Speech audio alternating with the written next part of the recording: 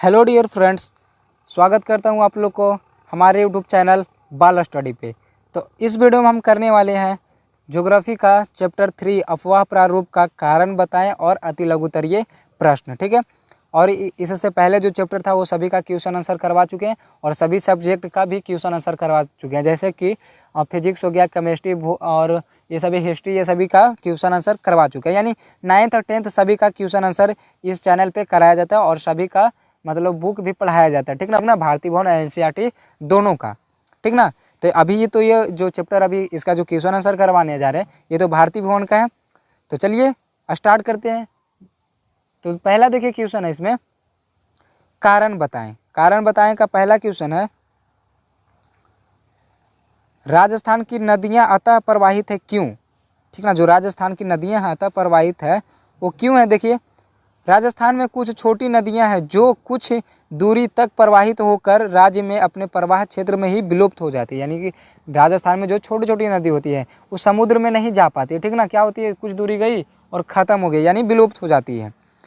तथा जिनका जल समुद्र तक नहीं जा सकता, जिसका क्या होता है, जल जो है समुद्र तक नहीं जा पाता है, इन्हें आंतरिक जल प्रवाह की नदियाँ कहा जाता है। जो इन्हें क्या कहता है, जो राजस्थान में जो ऐसे ऐसे जो नदी है ना, इन्हें क्या कहा जाता है, आंतरिक जल प्रवाह की नदियाँ कहा जाता है। ठीक ना, ये था पहला का आंसर।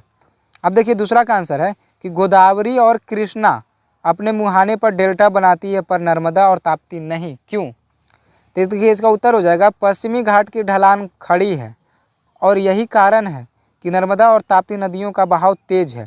जैसे अब मान चलिए इधर से ये बह रही है इधर से, तो ऐसे करके तो ये तो तेज बह जाएगी ना, नहीं, तो यही कारण है। नर्मदा जो ताप्ती है ना, ढलाव अति ऊंची पे है, जिसके कारण क्या होता है, ढलाव होता है। ढलाव कर रहने का कारण वह तेज से क्या होती है, वो बह जाती है। तेज से क्या कहती है, बह जाती है। उन्हें समुद्र में जाने के लिए ज़्यादा दूरी तय करने की ज़रूरत नहीं है। नतीजतन मतलब जिसको बोलते हैं हम लोग नतीजन, ठीक ना, नतीजतन वे डेल्टा बनाने के लिए आवश्यक अधिक तलछट नहीं ले जाते हैं। ठीक ना, यानी कि वो ज़्यादा उतना तक नहीं ले जाते हैं ताकि वो डेल्टा बना सके। क्या नहीं ले जा सकते हैं, तो जैसे मिट्टी उटी जो उसमें रहता है ना, वो ज़्यादा नहीं ले जा पाते हैं। ठीक ना, ये था दूसरा का आंसर। तीसरा का देखिए, तीसरा है, हिमालय से निकलने वाली नदियाँ वर्ष भर जलपूरित रहती है किंतु पश्चिमी घाट से निकलने वाली नदियाँ नहीं, क्यों? तो इसका देखिए रीज़न ये है कि हिमालय से निकलने वाली नदियाँ जो है बर्फ़ और ग्लेशियरों, यानी कि हिमानी और हिमनद। हिमनद मतलब समझते हैं, मतलब बर्फ़ वाला नदी। बर्फ़ वाला नदी, हिम मिस हो गया बर्फ़ और नद मिस हो गया नदी, तो यानी जो बर्फ़ वाला जो नदी रहता है उसको हिमनद बोलते हैं। ठीक ना, कि पिघलने से बनी है। जो हिमालय के जो नदियाँ, हिमालय से जो नदियाँ जो निकलती है ना, वो किससे बना, बर्फ़ से बना। तो बर्फ़ तो हमेशा रहता है, सालों भर रहता है, इसीलिए जो हिमालय से जो नदियाँ निकलती है ना, उसमें पानी साल भर रहता है।